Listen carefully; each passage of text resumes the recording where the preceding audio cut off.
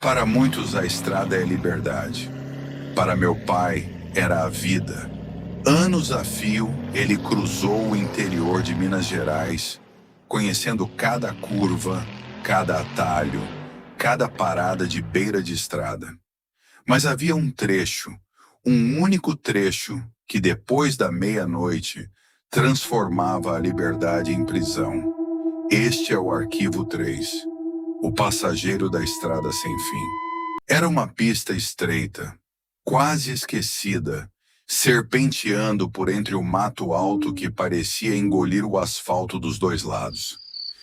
A iluminação era quase inexistente, apenas a promessa distante dos faróis do próprio caminhão. Um lugar onde o silêncio da madrugada era quebrado apenas pelo ronco do motor e, às vezes, pelo próprio coração batendo mais forte. Entre os caminhoneiros mais antigos, a lenda era sussurrada. Depois da meia-noite, naquele trecho específico, um homem aparecia, parado no acostamento, sempre no mesmo lugar, sempre sozinho. Um fantasma da rodovia que não pedia carona, apenas observava. Meu pai, um homem cético e acostumado com as histórias da estrada, da primeira vez, pensou que fosse alguém pedindo ajuda. Uma pane, talvez. O homem usava roupas escuras, quase se misturando à sombra das árvores, e ficava completamente imóvel, sem acenar, sem pedir carona, apenas olhando. Não para o caminhão, mas direto para dentro da cabine, como se pudesse ver através do para-brisa e da alma de quem dirigia. A curiosidade e a compaixão o fizeram reduzir a velocidade.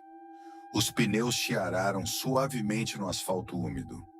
Mas à medida que se aproximava, uma sensação estranha, um frio que não vinha do ar, condicionado, começou a subir pela espinha. Não era medo, era inquietude. Uma certeza de que algo estava profundamente errado. Ele não soube explicar o porquê, mas o instinto gritou mais alto. Acelerou.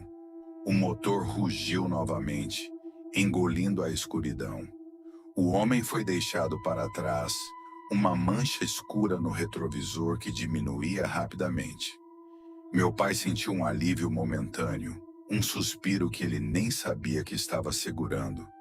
Mas a estrada é traiçoeira.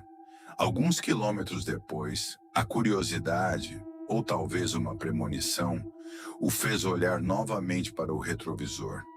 E lá estava ele, o mesmo homem, parado no acostamento, exatamente da mesma forma, como se nunca tivesse saído dali, como se estivesse esperando, como se a estrada tivesse se dobrado sobre si mesma.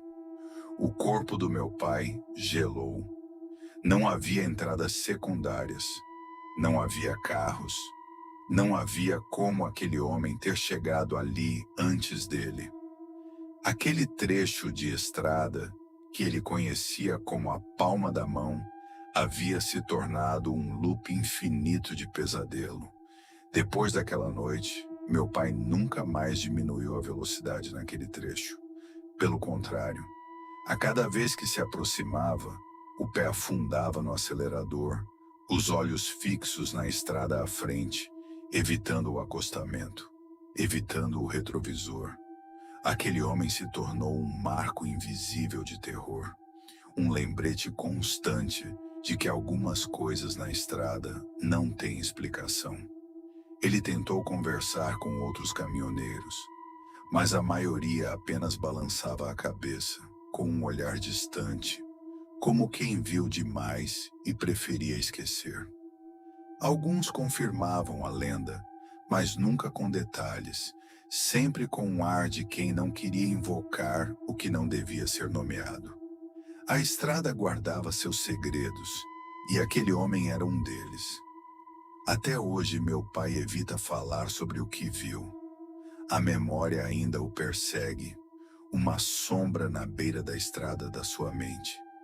Porque no fundo, ele sabe que não foi um engano. Não foi cansaço. Foi algo que desafiou a lógica, o tempo e o espaço. Talvez o homem ainda esteja lá, parado, esperando.